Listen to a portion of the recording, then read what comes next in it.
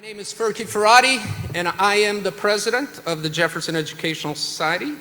Welcome to the first program of Global Summit 16, an event with an audience of over 3,500 people.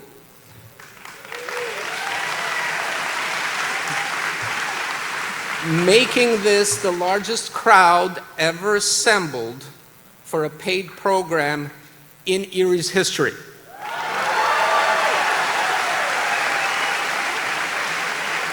Paid educational program, there's literally.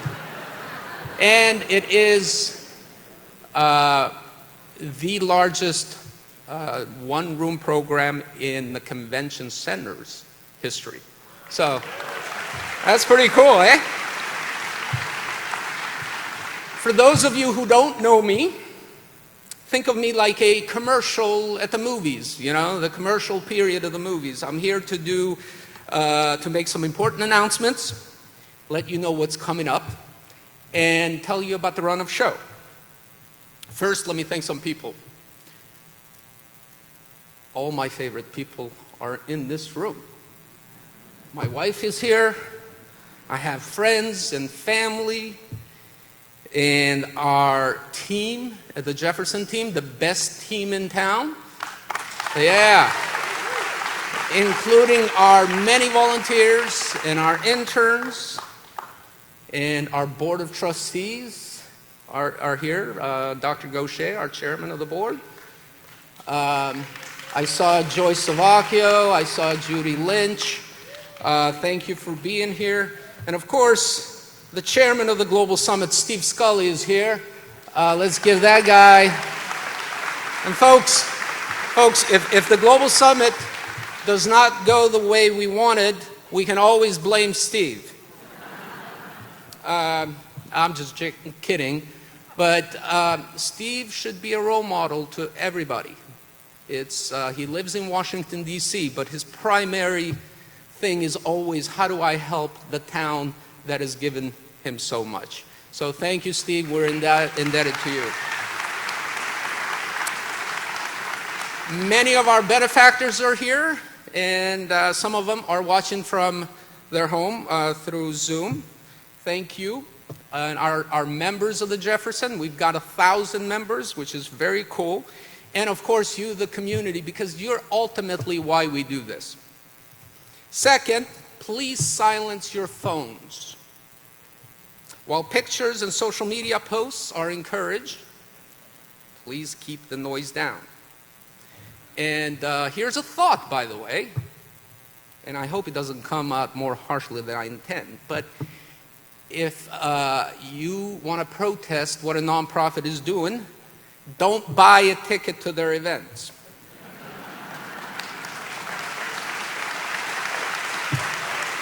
And of course, if you want to support what a nonprofit is doing, donate to it.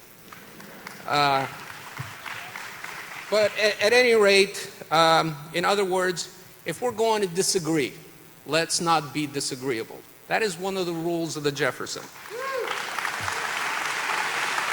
And anybody who violates that rule and is disagreeable will be promptly asked to leave. So, third, it's the run of show. After my welcome and the official introductions, the Honorable Liz Cheney will take the podium for brief remarks. She then will join Erie's own beloved Sister Joan Chittister for a conversation. When they've finished, Steve Scully will come to the stage to moderate the audience Q&A. Questions will be directed to both Ms. Cheney and Sister Chittister. You may have noticed we had a table up front for questions. We usually pass pencils and index cards, but that is a lot of pencils and index cards, so we scratched that and to simplify the process. Again, this is the first program of the Global Summit. We have 20 more speakers and 13 events that are coming up, so don't miss them. We'll be back at it on Sunday with ESPN's Stephen A. Smith, and 60 Minutes, John Wertheim, who are joining us to talk about the future of sports. On the following Monday, we have Charles Marone, who will explore the critical topic of the housing crisis in the United States, and that is on Monday evening. On Tuesday next week, we have Tristan Hogue, who is in charge of Boston Consultants Group Technology Division, which employs 9,000 people.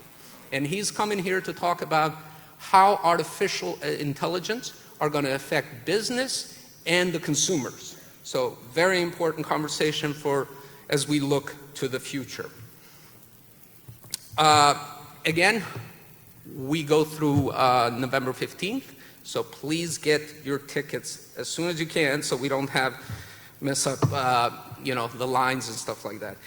Folks, the Global Summit, the Jefferson might be its steward, but it is our sponsors that make it possible. And one of the things that I often repeat is that there is no inflation at the Jefferson. It is the $25 for tickets have been the same since 2009, and that is because of our sponsors.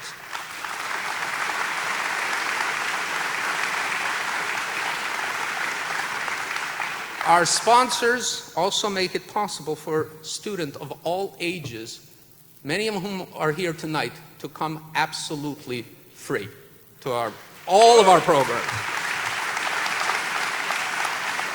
And you will see the list of our sponsors behind me on the screen. But the most important partner of ours has been for the last 13 years, Lecom Health, and of course, tonight's sponsor, Erie Insurance. Now, before we welcome to the stage Christy Blayshak, who is the Chief Community and Economic Development Officer at Erie Insurance, we went to high school together, class of 2003, Mercier Spratt.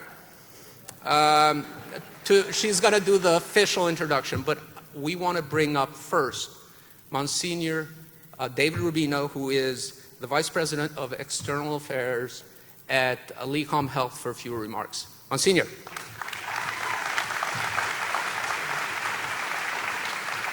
Thank you very much, Ferky, and welcome everybody. First, congratulations, and thank you, the Jefferson Educational Society, for hosting this 16th Global Summit Speaker Series.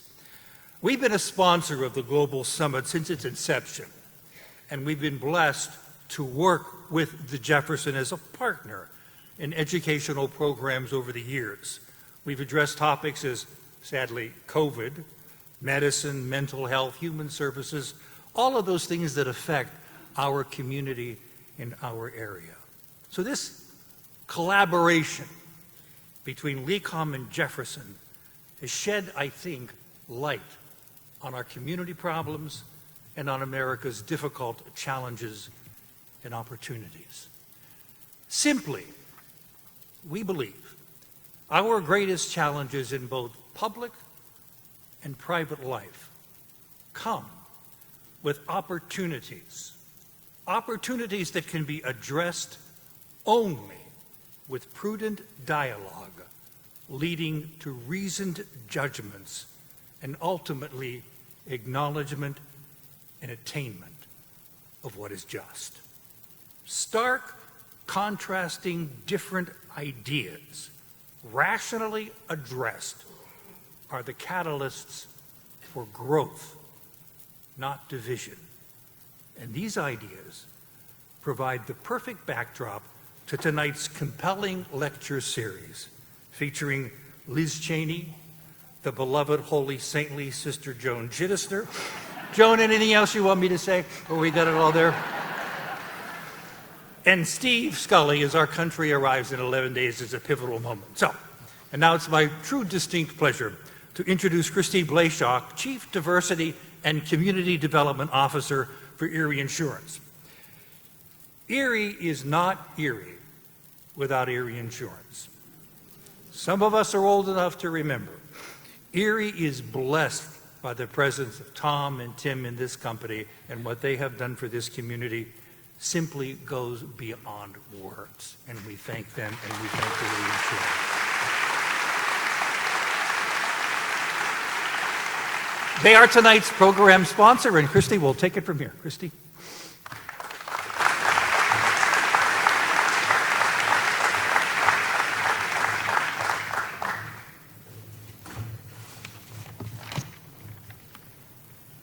Thank you, Monsignor.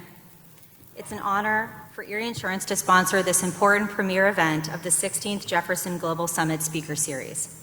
Our esteemed presenters, Liz Cheney, Sister Joan Chittister, and Steve Scully, have earned enduring success both in the United States and abroad. Liz Cheney served as the United States representative for Wyoming's at-large congressional district from 2017 to 2023.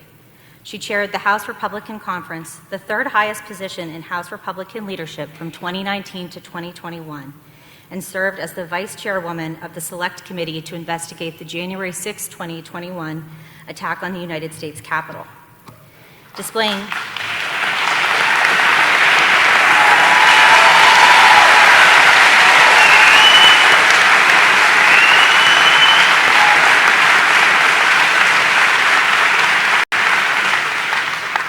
Displaying courage, discipline, and integrity in the wake of a national crisis, Ms. Cheney's actions during her last term in Congress laid bare her commitment to country and democracy over politics, and they pose new questions about the future of the American two-party system. A specialist in national security and foreign policy, she's the co-author, along with her father, former Vice President Dick Cheney, of Exceptional: Why the World Needs a Powerful America. In December 2023, she released her new book, Oath and Honor, a memoir and a warning. Ms. Cheney received her Bachelor of Arts degree from Colorado College and received her Juris Doctor from the University of Chicago Law School. In 2022, Ms. Cheney, along with Ukrainian President Volodymyr Zelensky, received the John F. Kennedy Presidential Library's prestigious Profile and Courage Award.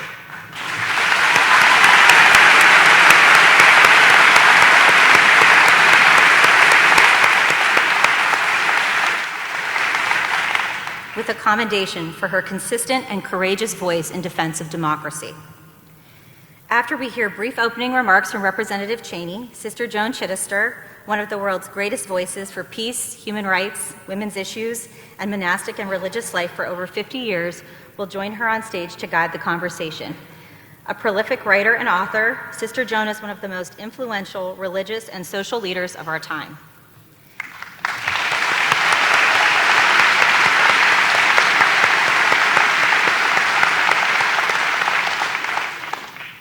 After the conversation between Representative Cheney and Sister Chittister, Erie-born Steve Scully, the chairman of the Global Summit, who's made a career in top-tier American media and now hosts the daily political show, The Briefing, on Sirius Radio, will facilitate the audience questions after Ms. Cheney and Sister Joan's talk.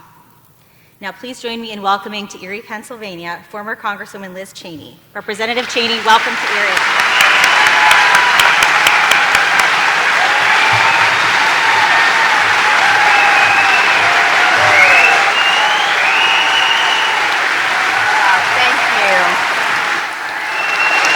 Thank you all so much. Thank you. Thank you very much. Thank you. Thank you for that incredible welcome. I'm so. Thank you. You guys are going to make me cry, and I have to keep it together up here. Sister Joan's watching, so I really have to keep it together. But it's wonderful to be here. Thank you so much for the introduction, Christy. Thank you, Monsignor, for the wonderful remarks, and thank you so much to Ferky, who I have on good authority. George Bush just calls FF. So thank you. I can feel the energy here in Erie and of this wonderful event. And the turnout tonight is just, it's incredible. And I don't have to tell you all that you are really at the center of making sure that we do the right thing on November 5th. So thank you for your dedication.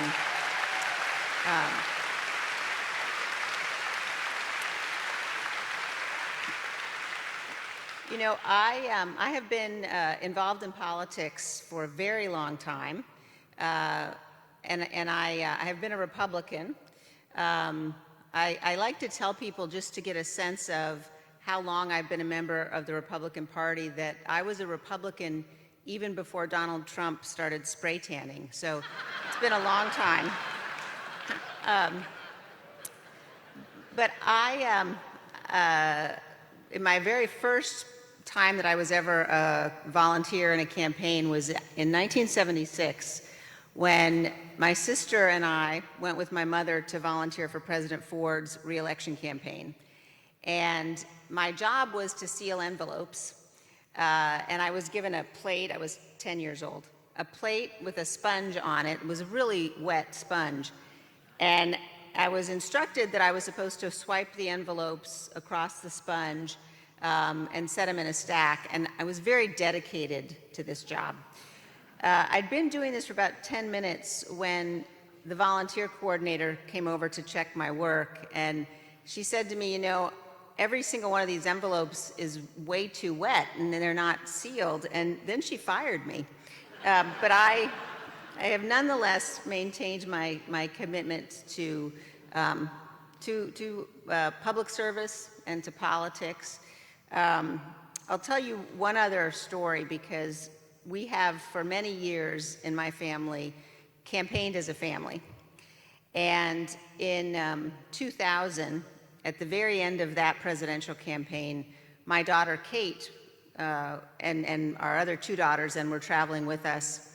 And at the end of a very long day, probably about this time in the campaign, my daughter climbed up in the seat on the airplane next to my dad, and she said, "Grandpa, if we win, will you come and be my show and tell at school?" And he said to her, "Well, Katie, you only want me to do that if we win?" And she said, "Yeah, I do." But we have, nonetheless, because of our family involvement and because of the lessons that I learned from both my parents, been very dedicated not just to being engaged in politics, but to understanding and learning about the history of this great nation. And Abraham Lincoln said something I was thinking of as I came in today. He said, "A nation cannot remain both ignorant and free." And I think the mission of the Jefferson Educational Society is so much in keeping with that. And there is one particular event that happens every 4 years or every 8 years that I believe symbolizes more than any other what it means to live in a republic, what it means to live in this great republic. And that's the peaceful transfer of power.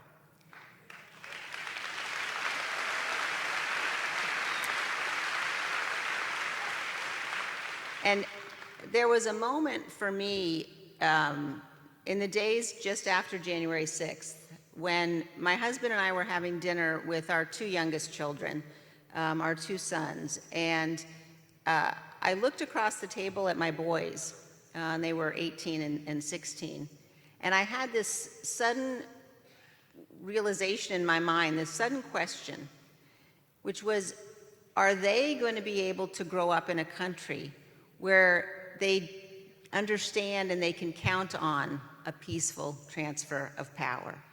And the sudden thought that we may be at a moment where they can't gave me such determination to make sure that I do everything I can to ensure that we protect and preserve what is at the heart of who we are. If you think about our history, every single president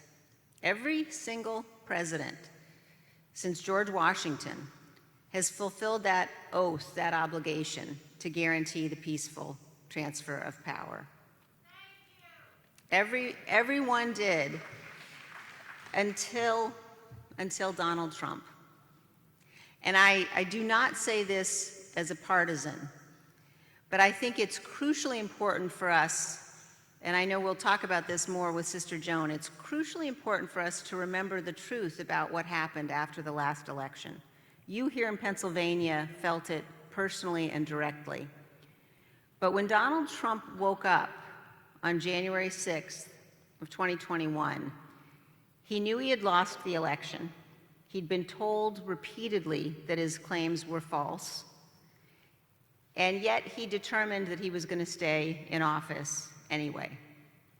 And he put in place a multi-part plan to attempt to overturn the election, to attempt to seize power. He pressured state legislators. He corruptly pressured the Justice Department. He told the Justice Department to lie for him. He said to the acting Deputy Attorney General, "Just say the election was corrupt and leave the rest to me." He pressured the Vice President to violate the law and the Constitution. And then he summoned a mob to Washington, D.C. And he sent them to march on the United States Capitol to stop us from counting electoral votes. And now we also know that while the attack was happening, while the police officers were being brutally beaten, while the mob was attacking the Capitol in his name, he was watching. Think about that. He was sitting in the dining room next to the Oval Office, and he was watching the assault on television. And people were coming in and pleading with him. They were saying, "Mr. President, please tell the mob to go home. Tell the mob to leave the Capitol." And we know that for over 3 hours, he refused to do that.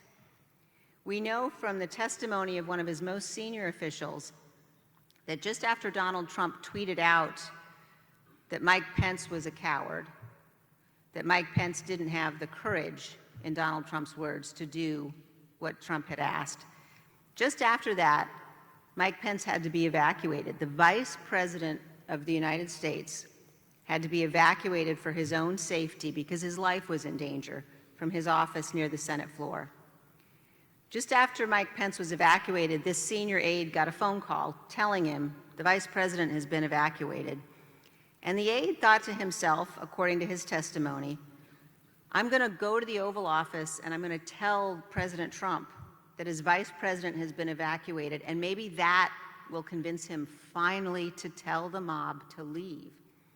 And so the aide testified that he rushed to the dining room off the Oval Office, and he told President Trump the Vice President was in danger. The Vice President had been evacuated. And President Trump looked at him and said, "So what?" We also know from another White House official who testified that Donald Trump was given a note in the middle of the attack. And the note said that a civilian had been shot at the entrance to the House chamber.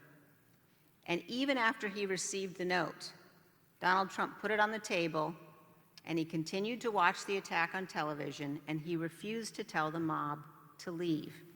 Now, we know all of these things not from Donald Trump's political opponents.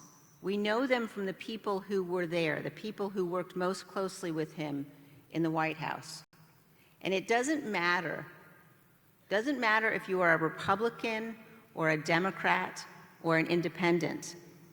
That kind of behavior, the refusal to tell the mob to leave, watching the violence on television, that's depravity. It's depravity. And we cannot become numb to that.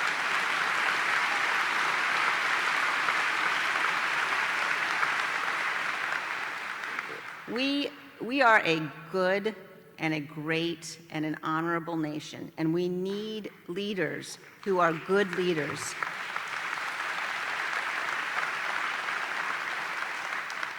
Abraham Lincoln talked about ruling with a sincere heart.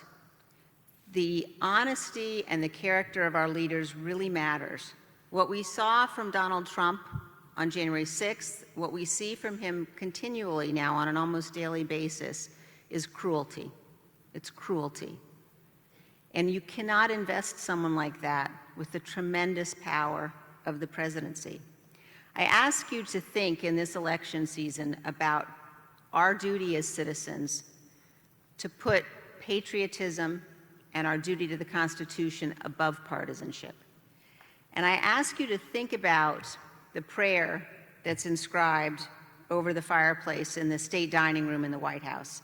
It's a prayer that John Adams wrote to his wife Abigail the first night he ever spent in the White House.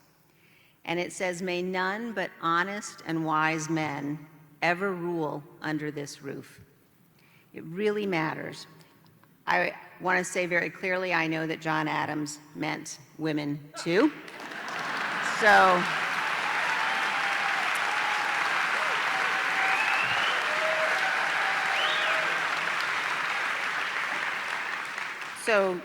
do with that information what you will on November 5th. But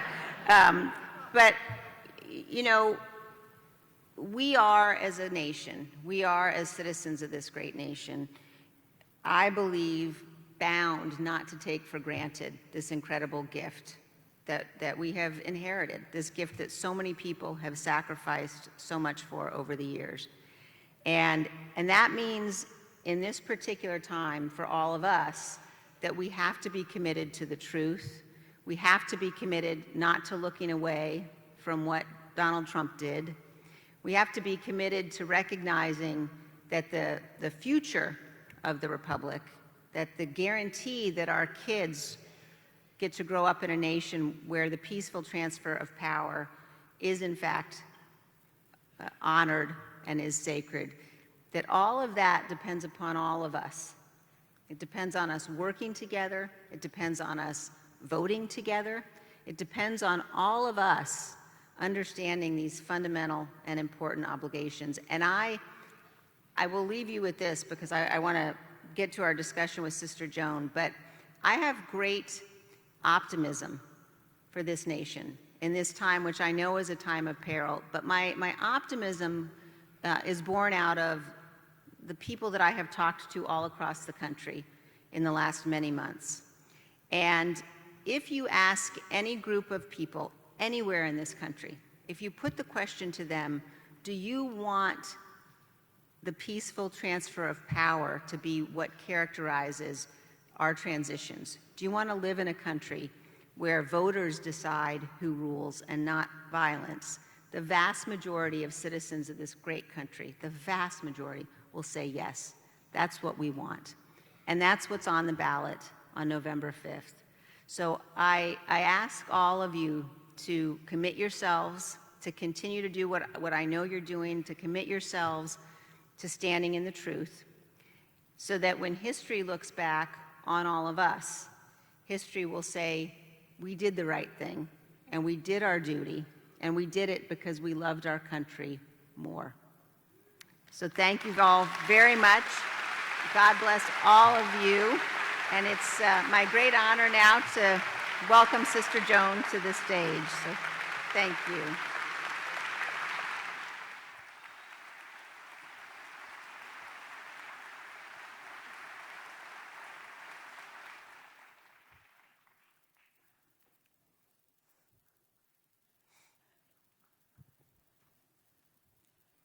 Listen, beautiful. Thank you for coming. Thank you for being you. I'm so proud of you. That's great. Listen, I've been waiting for this moment. Sit down, because you've been running around. I know what running around is like.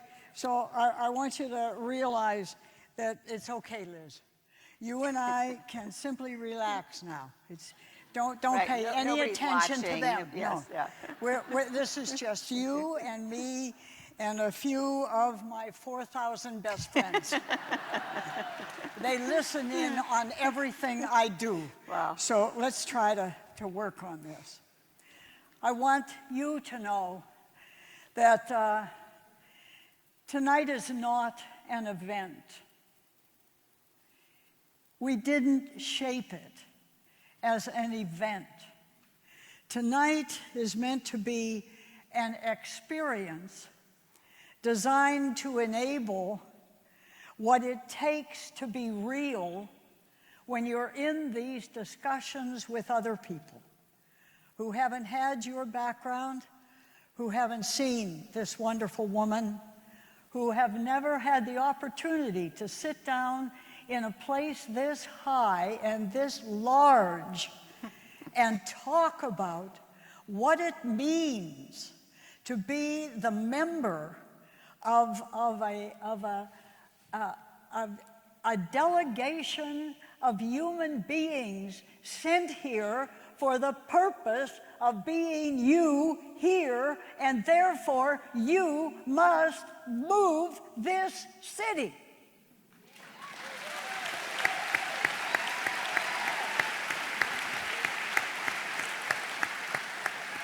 Those of you who know me, and just about all of you do, know that I function almost first class on wisdom literature. I believe that what has been able to be carried through the decades and centenaries before us, we must have some respect for. We just saw Liz do it herself, moving back into the aura of the Addams family and saying, what did it mean to you? Does that mean anything to me too? So I'll tell you what I hope will carry you through this electoral period. In the first statement, it comes from Ashley Brilliant, who was an English-American writer in 1933 in the middle of World War I. Brilliant writes, remember, nothing we do changes the past, but everything we do changes the future.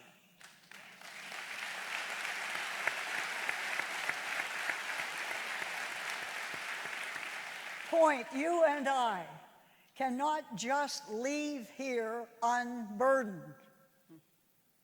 You and I have a responsibility to this city, to this state, to this life we're living so well. And you and I must maintain it for those who will come after you and live even better.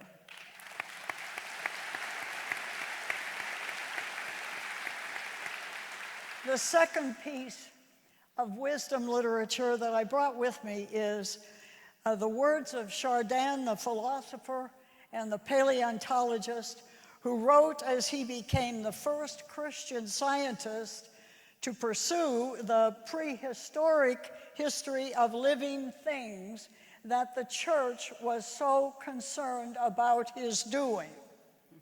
And he left behind him, remember this, the only task worthy of our efforts is to construct the future.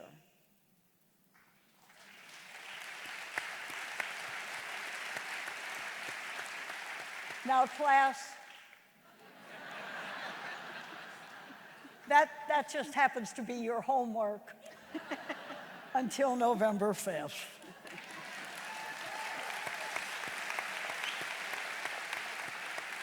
Liz Cheney, woman of my fresh heart. Oh. I have read both of your books. I cheered a little when I wrote them, and I cried a little too.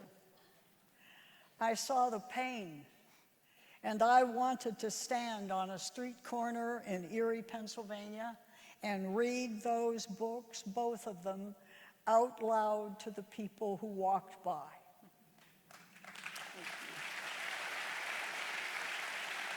I wanted them to see the thoughts, not necessarily even the people or the books. I wanted them to be held to a sentence in the next block, because if you'll read this book, you will not be able to read it quickly. You will not be able to read it superficially. You will not be able to read it as honest to God human beings in a mess. So Liz, my commitment to your books comes from this. These books are an invitation, I think, for each of us to become part, obviously, of the present struggle for the making of honest government and open government, for the government that brought us here in our own time. The problem is, are we prepared? Now, there is, too many of these people know me, so I might as well do it myself, because they're going to do it anyway. Before Joan lets you out the door, she will have marked your papers and told you what else had to be done in your life. This is part one of it. I believe that to be as committed to this moment in our American history in Erie, Pennsylvania, there has to be a reason in your own life. I can sit here all night, she can sit here all, we like her, she tells good stories, I tell a few myself, and we can leave you all night long honoring stories, and they'll be good, they'll be for your good. But the thing that worries me is that my fear is that the lack of energy, let alone integrity and respect for another person's viewpoints, if that isn't enough, we have to ask ourselves, do we ever think through, for instance, the world that we're living in meaning here in our own city, and are we reckoning what it really means? So, tonight I have broken the face of the clock. I have 4 topics to skim over the top with you, yourselves or the people next to you, to ask yourself, how long has it been, for instance, that you sat down around the table and said to the kids and to your dad, listen, about this Americanism thing, what are they really talking about? I mean, aren't we just like everybody else? So what difference does Americanism mean?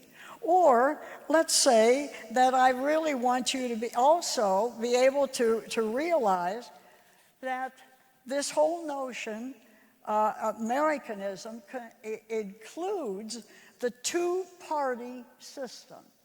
What? What? So what? I want you to find out, so what, to the 2-party system. And finally, number 3 is on bipartisanship. Bipartisanship. When you have 2 bodies set in the middle of your ruling matter, and they are different, and they seem to be excelling only themselves, and yet we sit down and discover that they're there to cooperate with one another, to learn from one another, to make sure that all of the people who are following this material, that every part of our world lives. And it not only lives in us, it lives for us. If you forget Americanism, and if it doesn't mean anything to you to talk about the 2-party system, and if you've never had to worry about bipartisanship with anybody in the family, let alone anybody next door, then number 4, you have a bad future coming.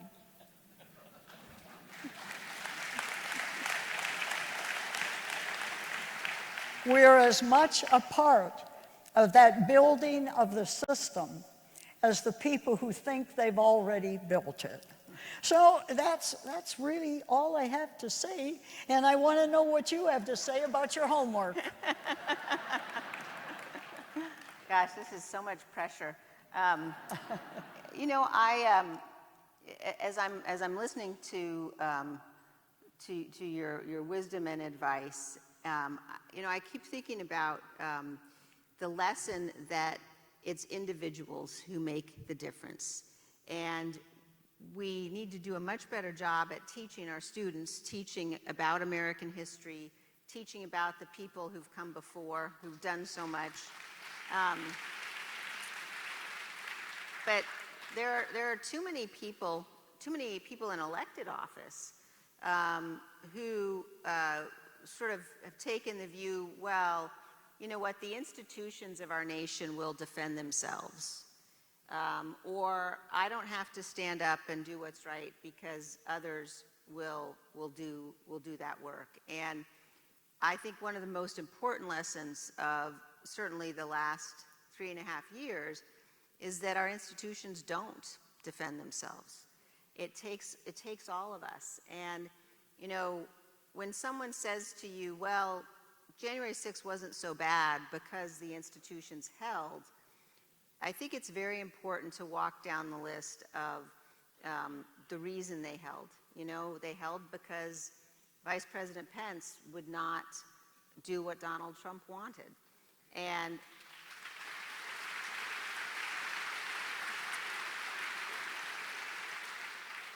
And they held because of Capitol Police and ATF and the FBI and the Metropolitan Police. You know, one of the things that I find most infuriating, most offensive actually, is every time that I hear Donald Trump or someone who is an elected Republican who's supporting him claim that they support law enforcement. Because you cannot have watched what happened that day to our law enforcement officers and look the other way and then try to claim that you support law enforcement. And we have to hold people accountable for that.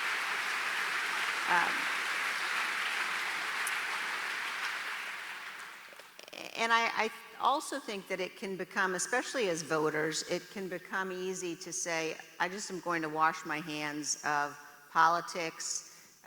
Easy to say, why would I want to be engaged and involved in that? And again, what we know is you just can't be a bystander. You can't be a bystander in this republic because there are too many people who won't do the right thing.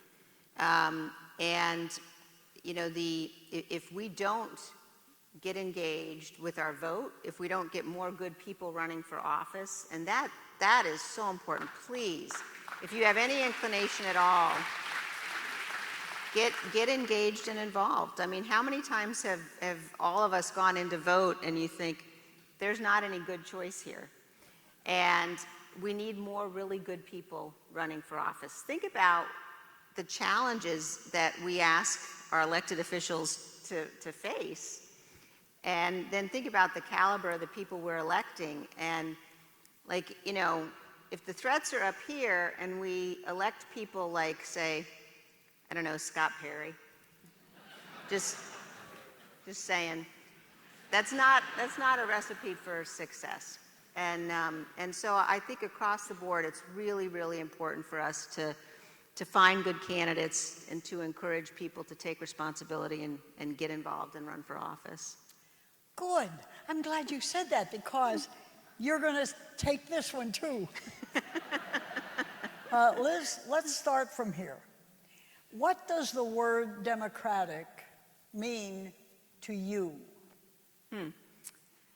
Well, I think that you know, you can look at our election process, and you know, we have a democratic system to some extent. Obviously, we are a republic, and that's an important thing to remember because you know, we're based on a constitution, and the Constitution itself is something, again, that we clearly are not teaching enough of. That's right. You know, I think often about when I was first elected to Congress. When you get to Congress as a new member, they do these boot camps, you know, and so they'll say, okay, today we're going to do a boot camp on the appropriations process, or we're going to do a boot camp on the rules process. And man, do we need a boot camp on the Constitution? Because we... You're going to get it tonight. Yeah, so it's really important, and I think that being an educated citizen and being engaged and involved in the process is surely at the heart of what it means to be able to choose our leaders and to sustain this republic. I mean, but I want to ask something here in their behalf. Every word of that, as far as I'm concerned, is true and more than true, necessary. But how does it really different? It's the law. When we talk about what it is to live in a democratic republic, we have laws for living in this democratic republic. So, but doesn't everybody? Yeah, it's such an important point. And when people think about, and I'm often asked sort of what are the dangers of a second Trump term. And at the very top of that list is the fact that he will not enforce the rulings of our courts. Mm-hmm. And people have to realize our courts, they can't enforce their own rulings. You know, sometimes I will hear, well, listen, Donald Trump left office on the 20th, and people say, well, and even if he hadn't, the Supreme Court would have compelled him to. But I ask you to think about, you know, exactly how that would have worked. I mean, let's assume that the court did issue such a ruling. Who enforces that? Yeah. And it's a really important question. And so what it means to be a nation of laws means that your executive enforces the rulings of the courts. It means that we are compelled to abide by the rulings of the courts. And we can say, look, I disagreed with that. I think they got that wrong. But it doesn't matter. You abide by them. And so when you hear people like J.D. Vance, for example, say that, you know, he would have followed Donald Trump's instructions in 2020, that he would have rejected electors because he has some sense that, you know, there were problems in the election. It is important not to let him get away with that, not to really force him to dig down and, Congress doesn't have that authority. When the elections are over, when the courts have ruled, when the governor of each of the 50 states has certified the results, and it wasn't, you know, there were too many people who did this, who said, members of Congress who said, well, I just think that the process wasn't right. Mm-hmm. That's tyranny. And they don't have that authority. And I think that's, you know, again, people need to keep that at the forefront when they're thinking about the choice that we have to make on November 5th. I wanted that there for that reason, because I don't think people really commonly, what paths do they have? These are busy working people. Yeah. They're highly intelligent and highly educated, but in all these other things, it's hard to get anybody to say that they'll really include a 4-year history program in a high school or college institution. Yeah. So when are we supposed to find out that this is a matter of moral courage as well as a matter of education? So you did it. You know, I have asked that question, and nobody even knows there's anything to that question. You did, though. Wow. So it's only going to get worse now, so hang on.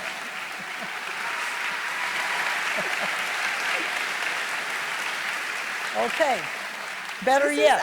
I'm sorry, Go. Sister. I just have to say, like, I have not been more nervous being interviewed by anybody than I am here. Did you insult me again? Oh, okay. That's right. Okay, better yet. What would you say are the basic elements of a democratic republic? Oh, we know there are thousands of little rules out there and monuments out there and wheat fields out there, but what are the basic elements of this? Yeah, you know, it's interesting. Justice Scalia used to give a lecture, used to give a talk where he would read from a constitution, And he would say, oh my gosh, aren't these incredible, this list of rights that's enumerated in this Constitution? And he would read them, you know, and the audience would be saying, yes, that's an amazing list of rights that that document protects. And then he would say, you know, that's the Constitution of the Soviet Union.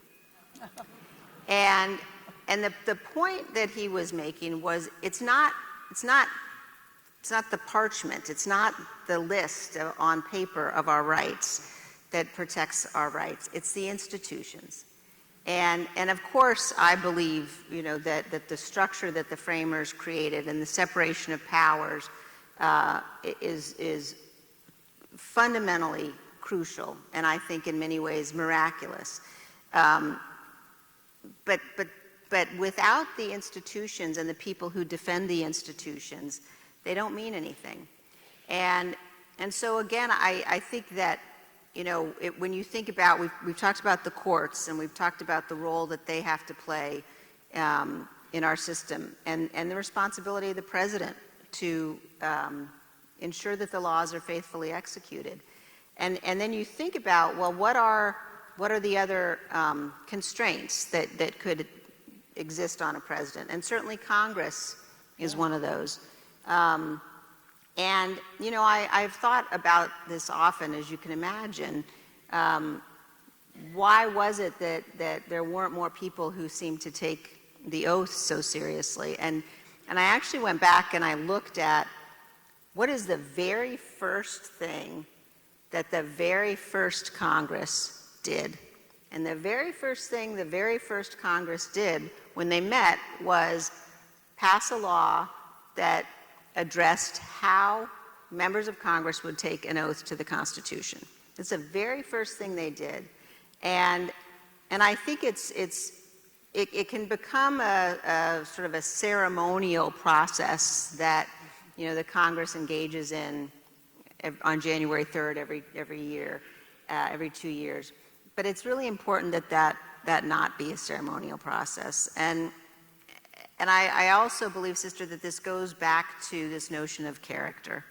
And electing people who you know, even if we are engaged in political disagreements, that they know some things have to really matter, and that they'll get to a point where they say, all right, look, you know, I'm going to fulfill my obligations, even if that means, you know, voting to impeach a president of my own party.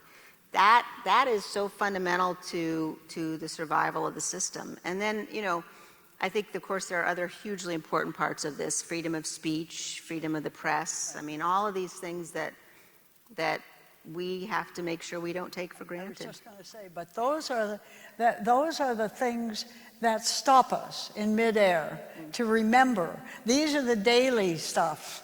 And the rest of this is the theoretical stuff at most levels. But when you know that hanging on your life is the rights given to A, B, C, D, there's a change. There's a notion of the institution as the extension of your own soul. Is that soul real or not? Oh my God. It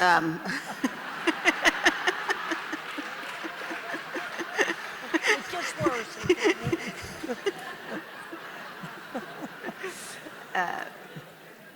Yes.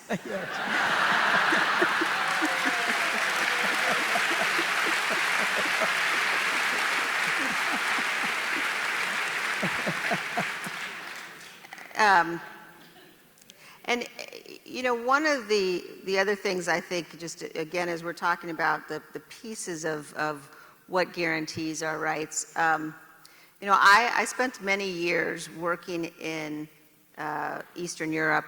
I also worked in Russia. I worked in Ukraine for the State Department. I worked in countries across the Middle East. And I've spent a lot of time in my career working with people who were trying to obtain their freedom, who didn't live in free societies or who lived in societies that had just become free. And the notion of sort of pressure or even violence as part of a political system was something that we have not had to face here in some time. And when you begin to see the kind of, really vitriolic attacks that we've seen, and when you begin to see violence become part of our political process, I think that is one of the most important places for people to stand up across party lines and reject it and say that isn't who we are. That doesn't decide who rules in our country.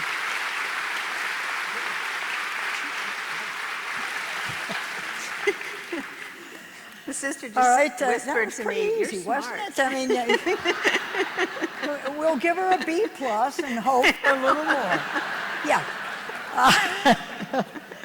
So that leads us. It was so good, so smooth. We're already in clock number 2, and this question 2 is about the two-party system and the 3 branches of government. Our branches of government. So we have to look at then the two-party system and the 3 elements of the branches, and ask yourself a very interesting question when I finally got there. I'm doing this, see, here's Sister Nobody up here trying to find some decent questions to pass this kid, And I get down here and I say to myself, well, now let's see. The two-party system is with the Constitution meant to be our guide. Okay, that's pretty good. And then if you have 3 branches governing it, that's pretty good, because these are big institutions, so they're the basis for our strength, as well as the community of Americanism that we talked about first. But now we're in a really tight one, because if that's what the two-party system and the 3 branches of government are, can anybody in this room tell me how in God's name did Trump get to be so popular?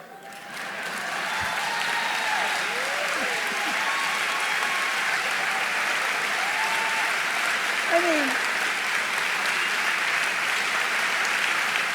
the guy never even bothered to have a cabinet. He had, what was left by the time he left was a crowd of underpaid secretaries. So that can't be what it is. He never reviewed anything he did with the Assembly or the Congress, and he completely, as Liz just said, ignores any kind of the constitutional keeping that the executive is responsible for. So, here's your question, dear.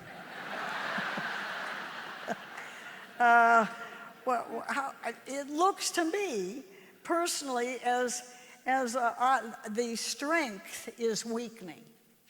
I mean, it's all there. It's still on those pages. So why?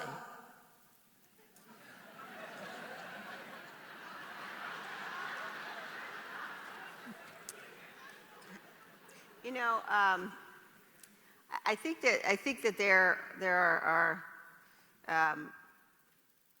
several really important points, and I can't explain it fully. I think that what we have seen with Donald Trump is that and it's really important, I think, to realize that he's tapped into what is a very real concern that many people have around the country. I know, the people that I represented in Wyoming had, that the government doesn't hear them, that they, that the government has gotten too big, and that there's nothing that they can do, and the government is, having a very negative impact on people's lives and livelihoods. That was certainly the case in Wyoming. And what Donald Trump did was he tapped into that, and he's betrayed millions of good and honorable people across this country. But he couldn't have done that. he couldn't have done it by himself. And I think this is where, when you look at the impact of what he's doing, we've seen authoritarians around the world use this same toolkit, and none of them can succeed on their own. And so I think that, you know, the people who have really collaborated with him, have been complicit with him, the ones who have the most explaining to do in terms of history are those people who are elected officials who know how dangerous he is. You know, people who can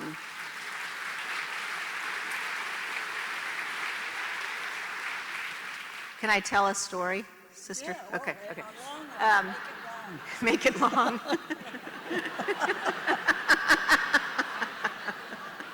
I have a lot of stories. You know,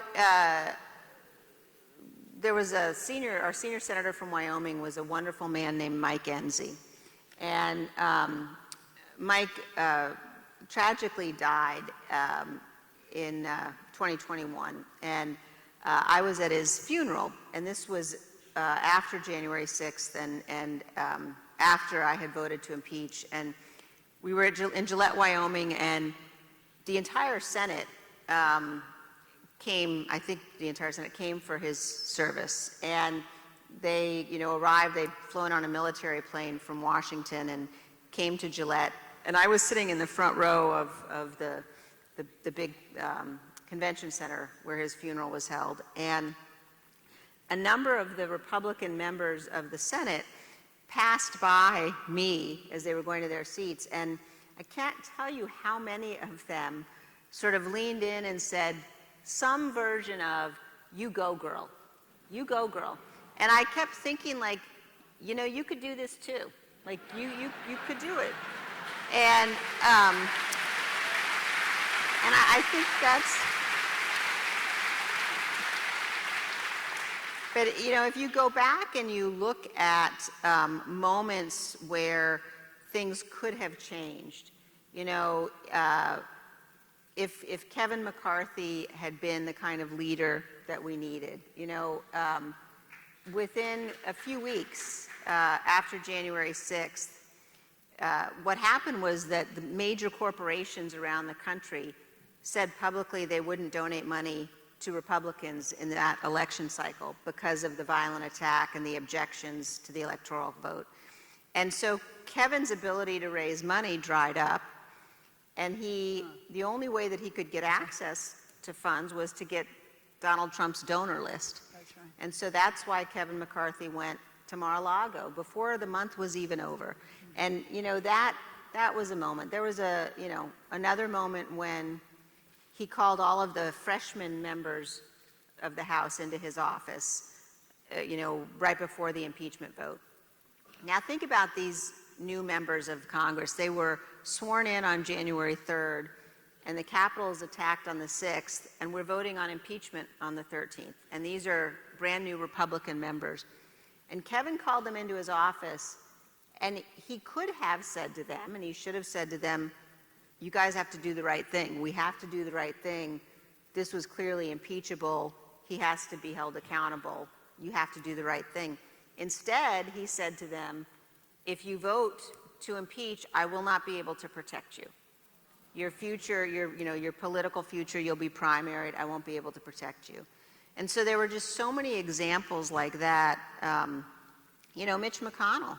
If Mitch McConnell had voted to convict, Donald Trump would have been convicted. So, you know, leadership really, really matters. And we have to have two parties that are both going to be faithful to the Constitution. And I,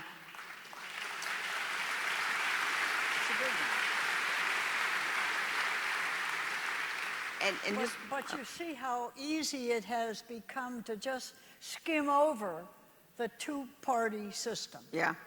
Well, it's interesting because when I served on the Select Committee, the Democratic members and I, you know, there were a number of members on the committee that I didn't know. I knew who they were, but that I hadn't worked with before the committee. But we used to have discussions where we would say to each other, I really look forward to the days when we can be disagreeing again. Because, that would mean that we'd righted the ship of our democracy. Yeah.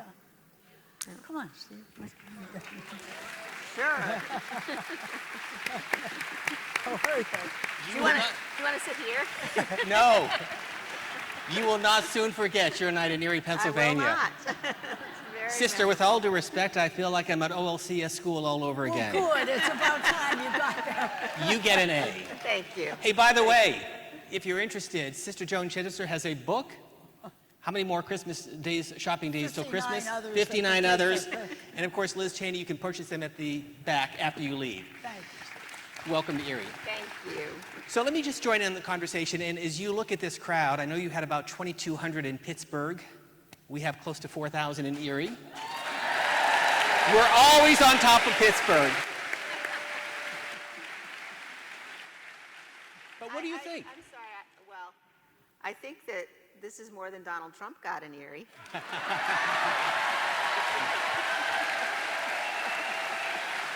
So,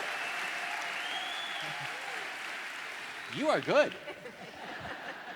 We have a lot of questions. I'm going to get to them, but in the interest of those who are students, one of the sponsors, Gannon University, if you are a Gannon student, could you please stand up?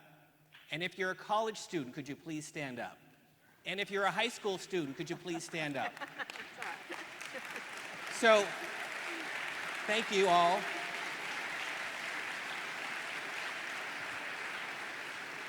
What is your message to these 18, 19, 20-year-old voters? You cast your first vote in 1984 for Ronald Reagan. Your message to them is what? My message is that please get involved, please participate, please vote.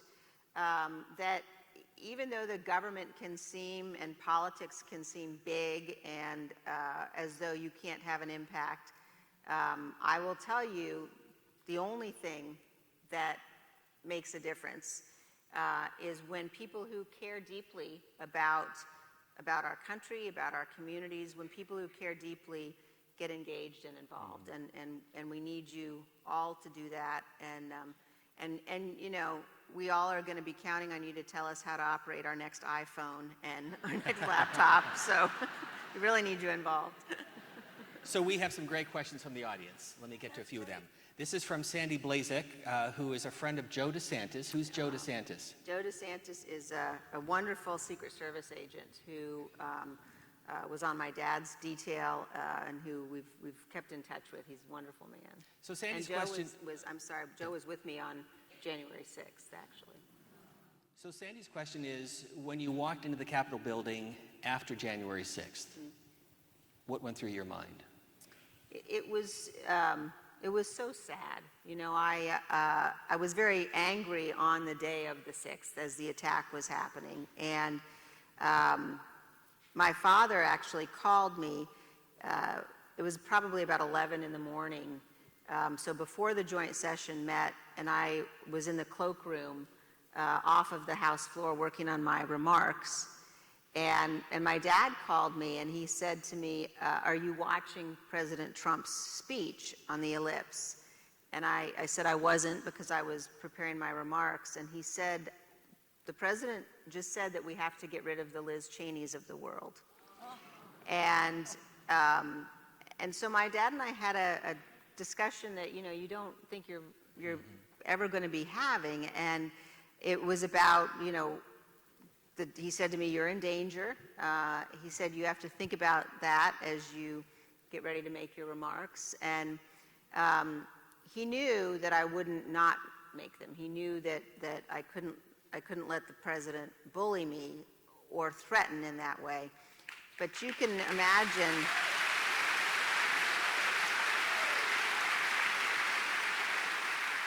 But, you can imagine what my dad felt like. And I knew that obviously he was concerned about me as a dad, but he also was so heartbroken and sad for our country that's what we were going through.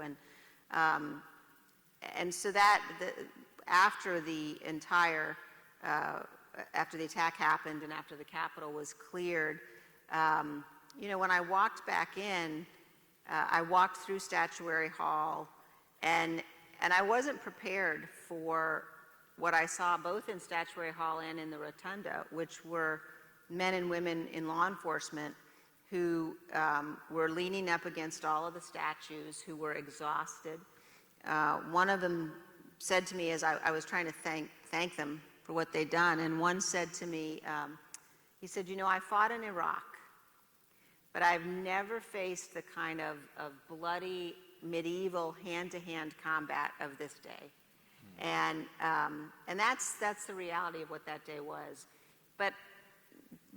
And I will not go on at too much more length, but one of the things that happened that day that I think was really important was the members of the House who were left at the Capitol, and there were a couple of hundred of us.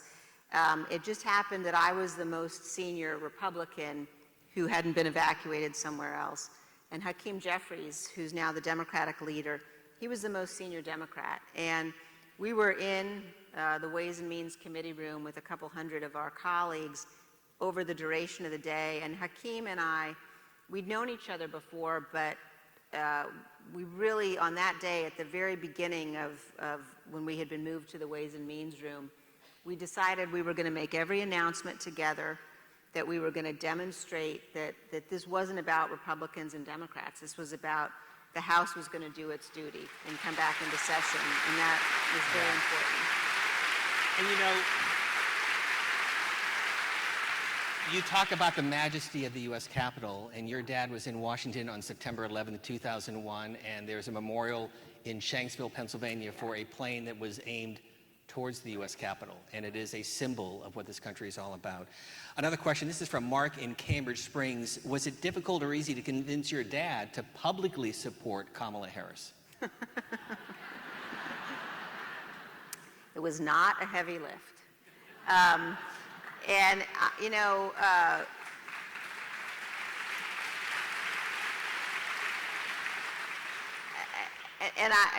know that, and I get asked that question, and I think, people don't know how much my dad has been involved and has guided me, how much advice I get from him. I talk to him every day, just about. And even before we got to January 6th, while the 2020 election, while we watched President Trump increasingly do things that were troubling. We watched, Mike Flynn suggest that Donald Trump should deploy the military to seize voting machines. As that was all happening, my dad was very worried, very concerned. He's understood the danger that Trump poses for a long time. And I remember on January 1st of 2021, we had New Year's lunch with my parents, and as we were leaving, my dad, he hugged me and he said to me, "Defend the Republic, daughter."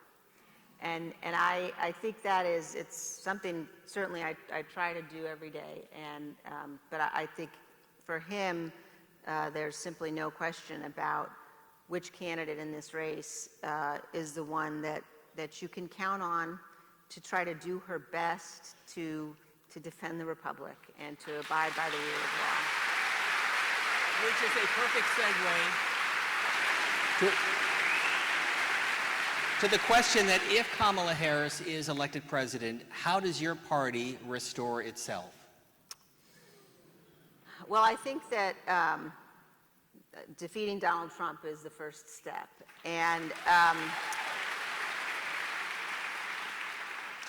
I think that all of us, and particularly the Republican Party, really has to make a conscious decision to step back from the abyss and to say, we're going to treat our politics with the seriousness that they deserve, and we're going to act in ways that are worthy, the people who've sacrificed so much, and the voters have a huge role in this, because you can imagine, the members who spend a lot of time trying to get likes on social media, they get a lot of positive reinforcement. we all have to make sure that we're giving positive reinforcement to the serious members, to the people who are trying to do the hard work and who are reaching across party lines. And it really makes a difference. Write to your members of Congress, write letters to the editor, let them know that you support what they're doing. It matters. And I'll tell you the most, maybe my single favorite letter that I received from a constituent when I was in office came in probably in the middle of 2022, and it was really short, and it said, "Dear Liz, I never liked you much, but I'm starting to." Well, Is it okay? Sister Joan loves you. Erie, PA loves you. Thank you, guys. And you know this. You are in the swingiest county in the swing state. Believe me, I know. Yeah. So this is from Dave, who says, "You have restored my faith in democracy. I'm a liberal Democrat. I love Liz Cheney. When will you run for office again?" Well, we have to get through this year. I also, I'm a mother of 5, and I have one baby left at home. He's a senior in high school, so I'm partial to doing as much as I can to be with him once we get through November 5th. But he graduates in May of 2025, so then we'll address it after that. I have 4 or 5 with all basically the same question. If asked, would you serve in a Harris administration?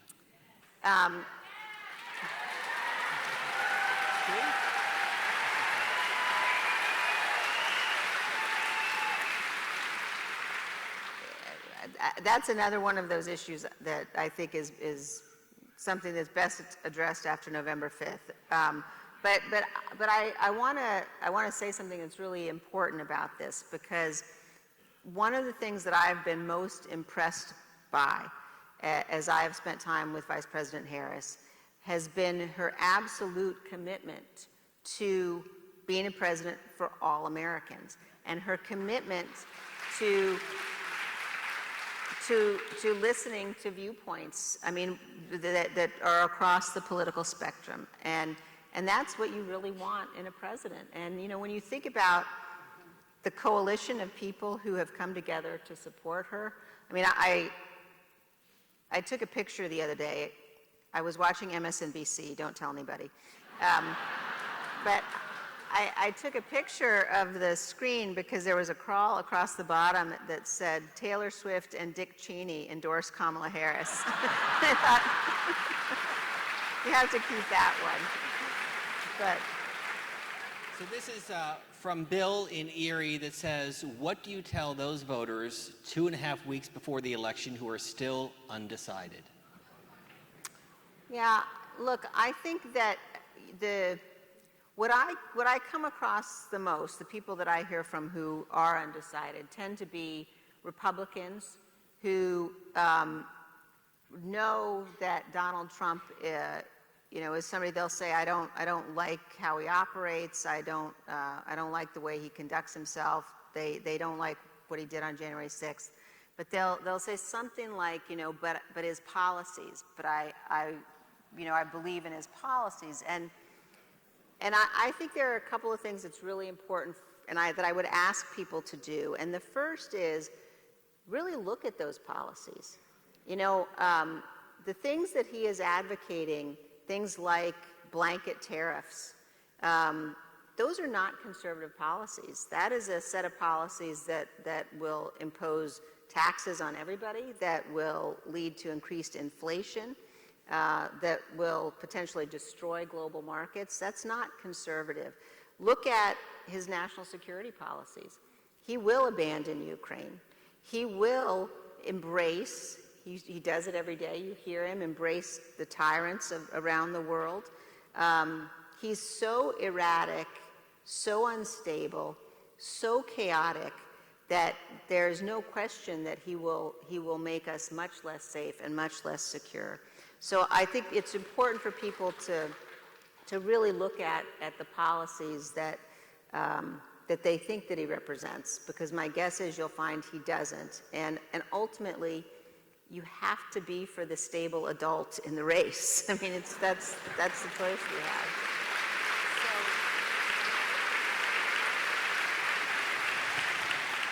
So in our remaining minutes, Sister Joan, I want to turn to you first and then cede the floor with a final question or two. But what have you learned tonight?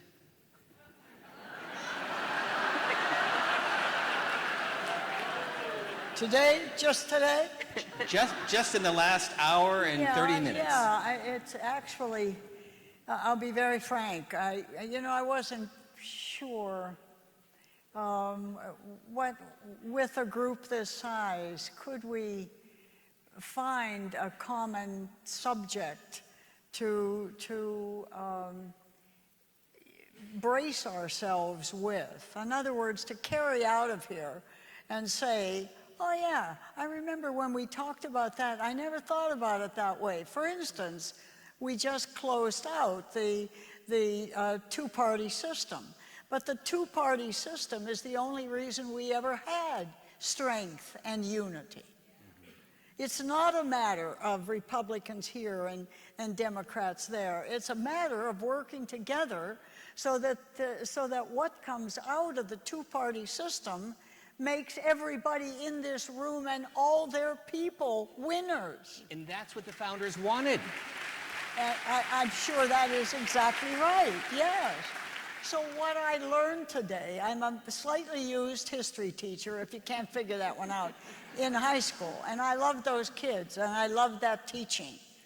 But tonight, I taught myself, in the light of all that many people are still sitting in a chair talking about the two-party system? I mean, are we nuts? It's wonderful. It is a moment. I said to myself, don't allow this election to depress you, Joan. This is where the energy must begin.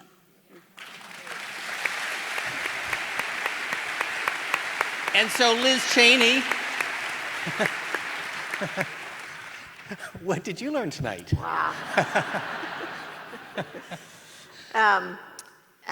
That if you can make it through being interviewed by Sister Joan, then you have a big future.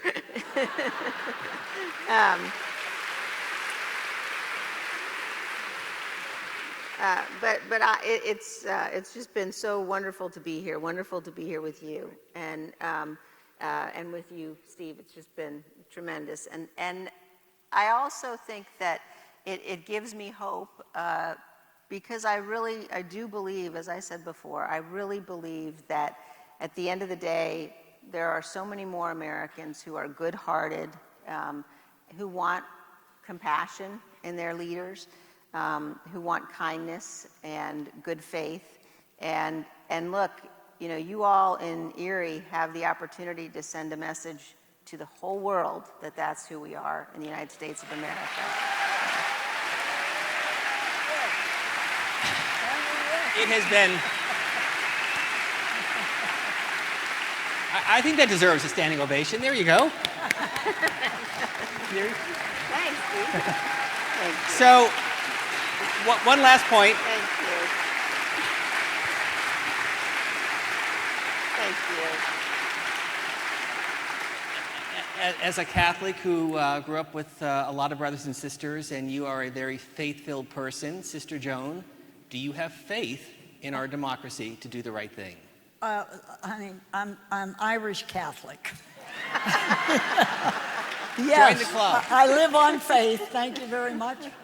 And I honestly believe that when you have this kind of energy and this kind of push and this kind of honesty and this kind of love, that is the equation of faith. And out of that will come what God enables you to go through next. Sister Joan, thank you. And Liz, I'll give you the final word to this audience. Thank you for being with us. I just keep thinking, actually, of the service that we attended in the chapel at Camp David on the Sunday after September 11th. And I keep thinking of that because the lesson that day and what we were left with as we walked out of the chapel that day was pray as though everything depends upon God, because it does, and work as though everything depends upon us, because it does. So I'll leave you with that tonight. Thank you. Liz, thank you so much. Thank you. Thank you, Erie.